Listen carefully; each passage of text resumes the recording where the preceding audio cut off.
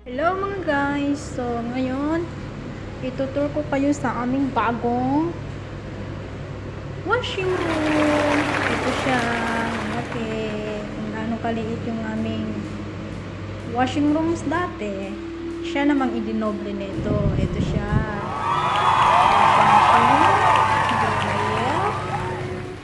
Washing machine. Hello!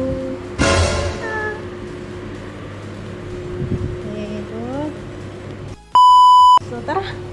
Labas na tayo. Punta tayo sa aming 10, 9, 8, 7, 6, 5, 4, 3, 2, 1. iron room. Kumbaga, plansyahan ng mga damit ng mga kambing. Charo sa bawah. Diba? Social. Paano lang. So, ito. Pasok tayo sa main room namin. Sinsya na guys, wala pa siyang mga bed. Kasi, yun na lang talaga yung kulang. Yung bed. Yun lang yung kulang. So, ito siya. Ito siya kalawang. Tiyaan! May pailaw sa taas. Siyempre, may bago kaming aircon.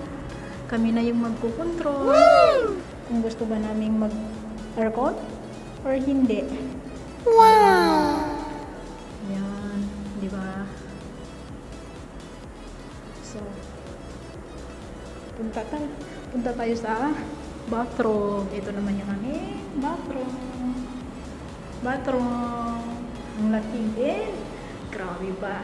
Grabe ang transformation. So, yung bathroom namin dati, guys, sobrang liit. Kalahati lang nito o kalahati lang dito. Ganyan siya kaliit. Ngayon, grabe, doble. Doble yung bathroom namin, no? Ayan. Ayan. Hello. So, ito yung bathroom namin. May pasok na siya sa kwarto namin mismo. Ayan. Ayan. So, galing ka sa bathroom, paglabas mo, yung kwarto na namin mismo ang kalalabasan. So, guys, wala pa talaga yung bed. In order pa lang. Char sa ball. Hindi pa siya nakakarating. Binili ni amo. So, dito siya. So, galing ka sa kwarto, palabas, ito na naman.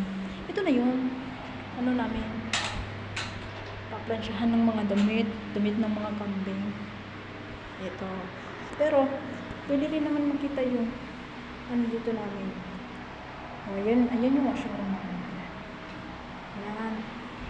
So, yun lang guys. Bye-bye.